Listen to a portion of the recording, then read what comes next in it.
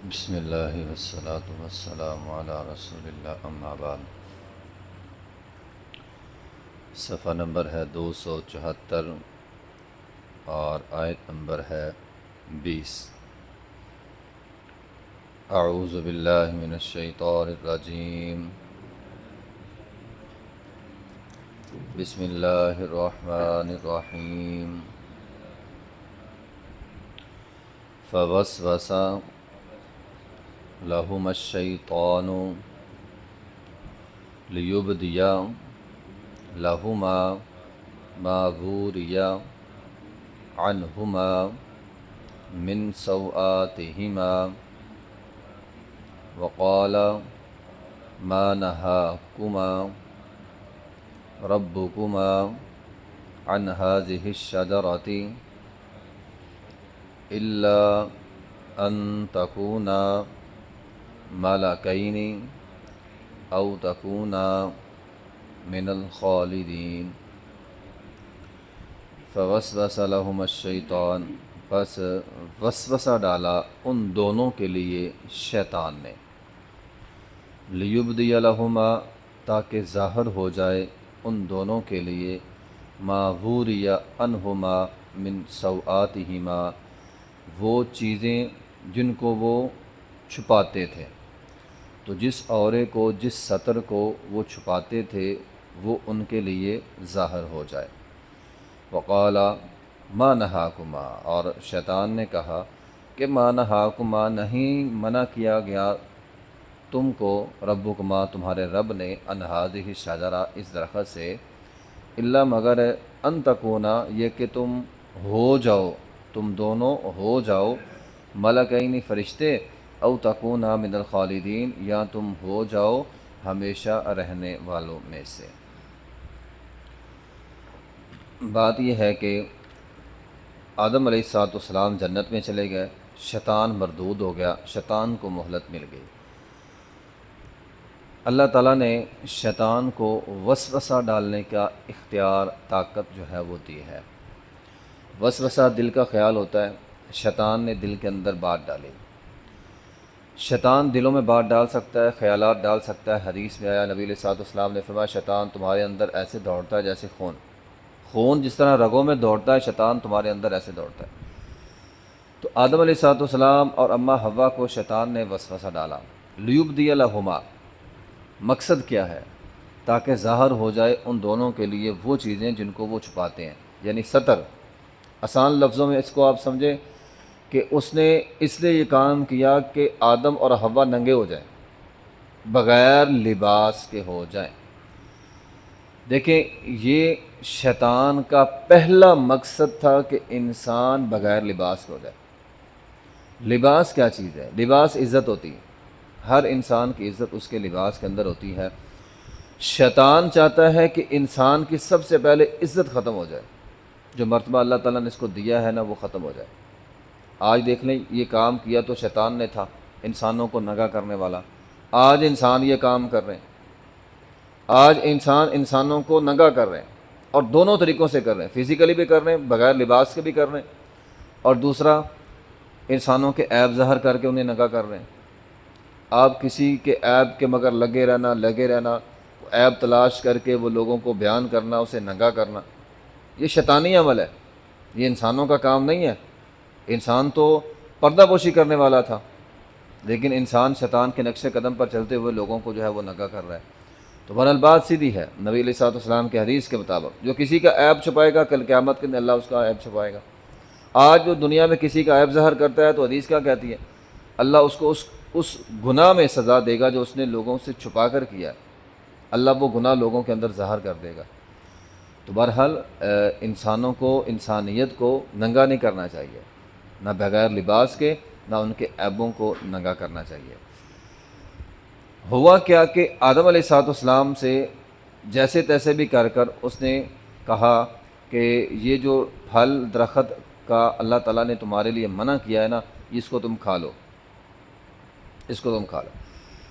اب آدم علیہ السلام نے جب وہ کھایا، مقصد کیا تھا؟ لباس اتر جائے، ننگا ہو جائے۔ اب یہ بات جو ہے بعض اوقات سمجھ نہیں آتی کہ پھل تو درخت کا کھایا، لباس کیوں اتر گیا؟ اصل میں سورہ طٰہٰ کے اندر اللہ تعالیٰ نے آدم علیہ السلام کو جنت دی اور 4 نعمتوں کا تذکرہ بطور خاص کیا۔ اللہ تعالیٰ نے فرمایا اے آدم ان لک اللہ تجوع فیہا ولا تعری وانک لا تسمع فیہا ولا تضحی، اے آدم نہ تو وہاں پہ بھوکا ہوگا، نہ ننگا ہوگا، نہ پیاسا ہوگا، نہ دھوپ لگے گی۔ یہ 4 نعمتیں بطور خاص تھے۔ دھوپ تجھے نہیں لگے گی، بغیر لباس کے تو نہیں ہوگا، نہ بھوکا ہوگا، نہ پیاسا ہوگا، 4 نعمتیں۔ اور ساتھ اشارہ کر دیا اگر نافرمانی کی یہ نعمتیں جنت کی ختم ہو جائیں گی۔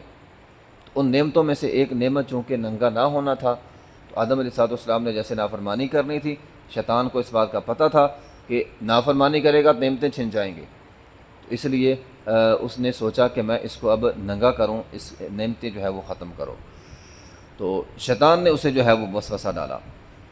اب یہ واقعہ ہمارے لیے کئی لحاظ سے بڑا اہم ہے۔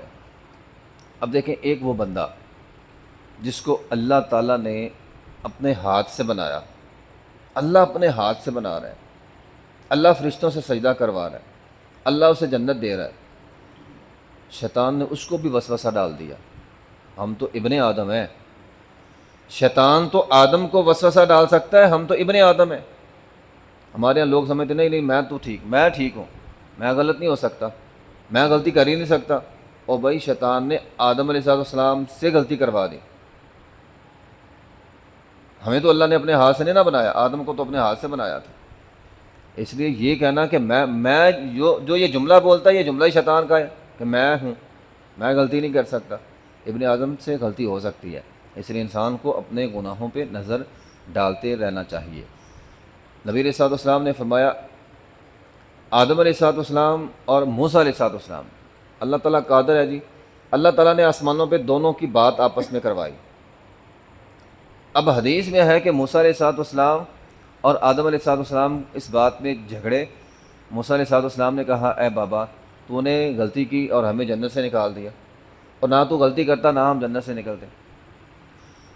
اب جواب میں آدم علیہ السلام نے کہا اے موسیٰ تجھے اللہ تعالیٰ نے تورات دی، تورات کے اندر اللہ نے یہ لکھا کہ میری پیدائش سے 40 سال پہلے اللہ نے لکھ دیا تھا میں نے یہ غلطی کرنی ہے، تو پھر میں کیسے نہ کرتا۔ اس واقعے میں ہمارے لیے جو سبق ہے نا وہ یہ ہے کہ غلطی انسان سے ہو جاتی ہے، غلطی کے بعد جو نقصان ہوتا ہے اس نقصان پہ ملامت نہیں کرتے، لیکن ہمارے نصیب میں جو نقصان ہونا تھا نا وہ ہو کے رہنا ہے۔ اللہ تعالیٰ نے انسانیت کے 40 سال پہلے جو ہے وہ میرا نصیب لکھ دیا تھا، اب میرے نصیب میں یا کسی کے نصیب میں جو نقصان ہونا تھا نا وہ ہو کر رہنا ہے۔ اس لیے انسان کو تقدیر کا سہارا لینا چاہیے، ٹھیک ہے، جو نقصان نصیب میں تھا وہ تو ہو گیا، اب صبر اور شکر جو ہے وہ کرے گا، اللہ تعالیٰ اسے جو ہے وہ مزید عطا کرتے ہیں۔ تو بہرحال اس نے کیا کہا کہ مالا کہیں نہیں، تو فرشتہ بن جائے گا، یعنی گندی چیز کو اچھی چیز بنا کر پیش کیا، یہ پھل کھا لو تو فرشتہ بن جائے گا۔ آج یہ کام کون کرتا ہے؟ انسان 2 نمبر چیزوں کو 1 نمبر بنا کر پیش کرتا ہے۔ یہ سارے کام شیطانوں والے انسانوں کے اندر ہی ہیں، ممنوع چیزوں کو فائدہ مند بنا کے پیش کرنا۔ درخت کا بند منع تھا اور نہیں یہ تیرے لیے بڑا فائدہ مند ہے، اور ساری 2 نمبر چیزیں نہیں یہ بہت اچھی ہیں، بہت اچھی چیزیں ہیں، یہ شیطان کا کام ہے۔ خراب چیزوں کو اچھی چیز بنا کر پیش کرنا یہ انسانوں کا کام ہو چکا ہے، لیکن یہ کام شیطان کا تھا۔ او تکون من الخالدین، تو ہمیشہ رہے گا۔